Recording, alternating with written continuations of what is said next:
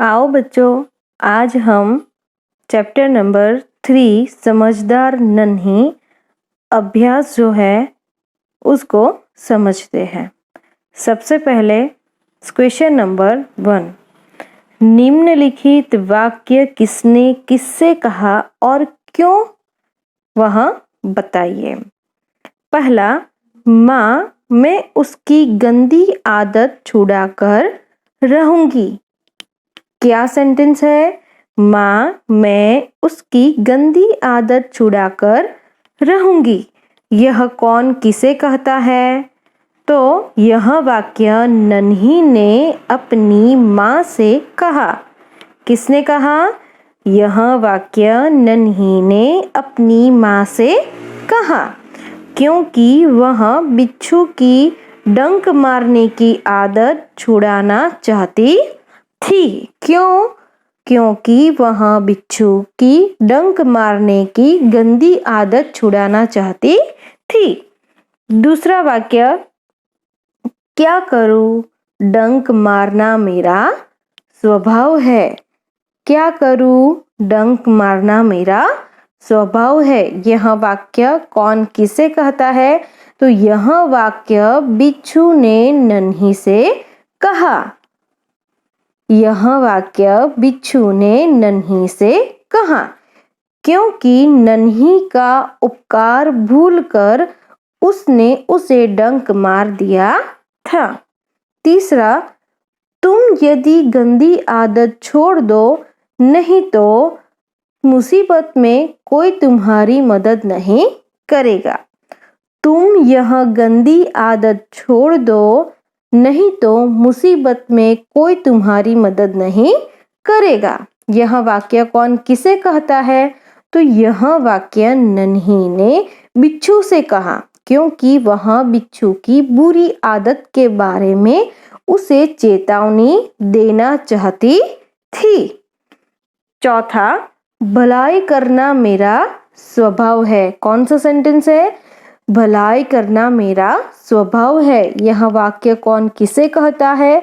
तो यह वाक्य नन्ही ने बिच्छू से कहा।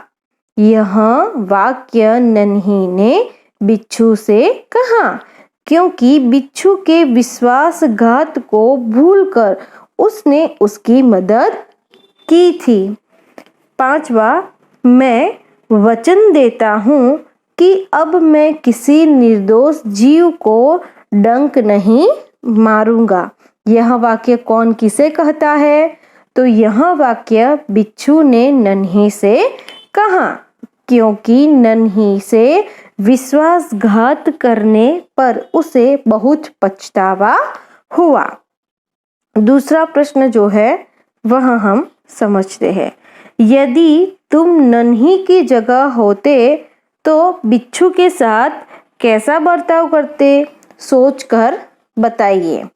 तो मैं अपने बारे में बताती हूँ और आपको भी वहाँ सोचना है। तो डंक मारना बिच्छू की आदत है। जिसने उसके साथ भलाई की, उसे भी वह डंक मारता है।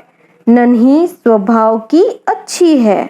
वह समझदार और उदार है। उसने बिच्छू की बुरी आदत छुड़ाने का संकल्प किया है। वह बिच्छू के बुरे व्यवहार को भूलकर उसके साथ भलाई करती है।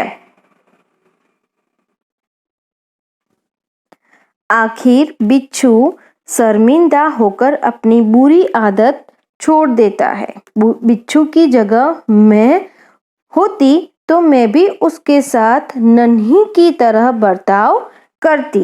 बुरे व्यक्ति को सुधारने के लिए यह सबसे उत्तम मार्ग है। आइए बच्चे, हम स्वाध्याय जो है उसके प्रश्न के उत्तर देखते हैं। नन्ही कौन थी? उसका उत्तर है, नन्ही एक बतख थी। नन्ही कौन थी? नन्ही एक बतख थी। बिच्छू कहाँ फंस गया था? तो बिच्छू जो है वह दलदल में फंस गया था। मैंने आगे भी आपको समझाया था, दलदल यानी क्या? तो दलदल यानी कि गीली जमीन।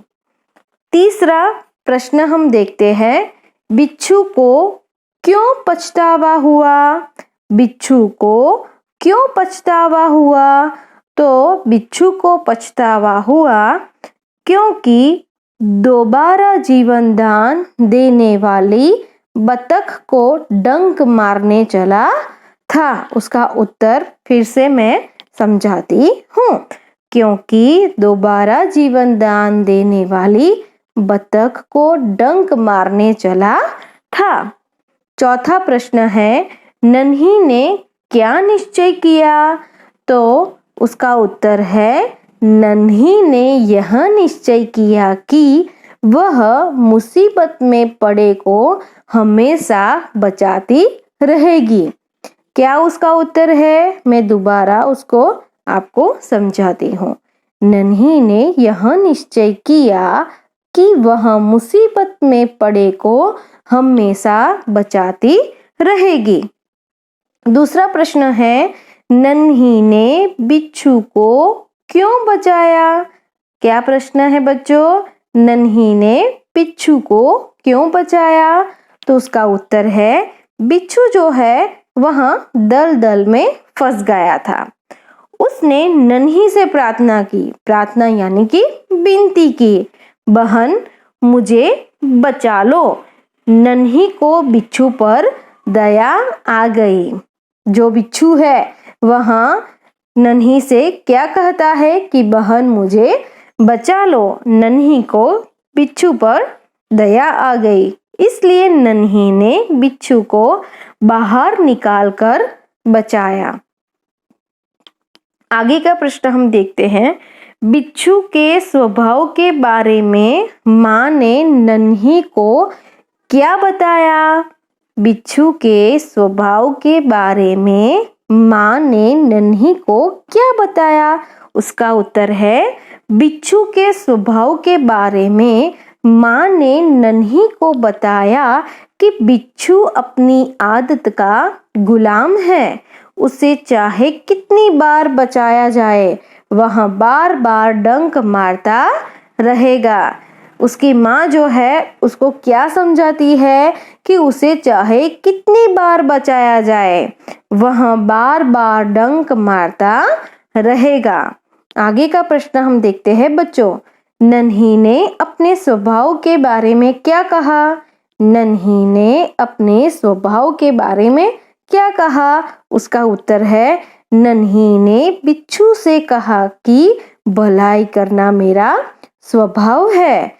मैं तुमसे बदला लेने के लिए अपनी आदत क्यों छोड़ दूं? मेरा काम बचाना है। मैं मुसीबत में पड़े को हमेशा बचाती रहूंगी। आगे की घटना जो है वह हम समझें। आगे का प्रश्न हम समझते हैं। प्रश्न नंबर 2, घटनाओं को उनके सही क्रम में लिखिए। पहला है, नन्ही बिच्छू की आवाज सुनकर दौड़ती आ गई। ब, नन्ही अपनी माँ के पास चली गई। क, नन्ही ने बिच्छू को दलदल से निकालकर सूखे स्थान पर रख दिया।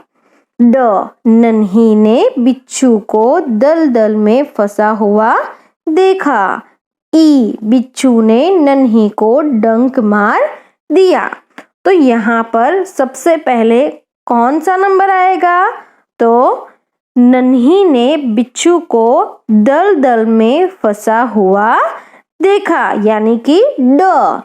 दूसरा, नन्ही बिच्छू की आवाज सुनकर दौड़ती आ गई। अ जो है वह दूसरे नंबर पर आएगा। नन्ही ने बिच्छू को दलदल से निकालकर सूखे स्थान पर रख दिया। क जो है वह तीसरे नंबर पर आएगा। बिच्छू ने नन्ही को डंक मार दिया। बिच्छू ने नन्ही को डंक मार दिया। यहाँ चौथे नंबर पर आएगा। और पांचवा जो है वो तो आपको पता चल ही गया होगा, नन्ही अपनी माँ के पास चली गई। ब जो है वह पांचवा आएगा। चलो बच्चों, आगे जो एक्सरसाइज है वह हम देखते हैं। इकाई में से 5 संज्ञा शब्द ढूंढिए और उनका वाक्य में प्रयोग कीजिए। तो यहाँ पर हमारी टेक्स्ट बुक के अंदर एक उदाहरण दिया गया है, जैसे कि बिच्छू। तो बिच्छू दलदल में फंस गया था। उसका दूसरा जो शब्द है यानी कि संज्ञा जो है वह हम जानते हैं। तो हमने पुस्तक में से नन्ही, स्थान, मुसीबत, पानी और आदत यह संज्ञाएं ली है। जैसे कि नन्ही यहाँ पे उदाहरण में दिया गया है, जैसे कि बिच्छू, तो बिच्छू दलदल में फंस गया। उसी प्रकार यहाँ पे संज्ञा शब्द यानी कि नन्ही लिया गया है। तो नन्ही एक बतख का नाम है। दूसरा है स्थान। तो स्थान, मुंबई में देखने लायक कई स्थान हैं। मुसीबत, तो मैंने मुसीबत में पड़े मित्र की सहायता की। पानी, पानी का दुरुपयोग नहीं करना चाहिए, आपको पता है ना, सेव वाटर, हमें जो पानी जो है उसको बर्बाद नहीं करना है। आदत, तो सुबह जल्दी उठना अच्छी आदत है। सुबह जल्दी उठना अच्छी आदत है। आगे का प्रश्न हम देखते हैं बच्चों।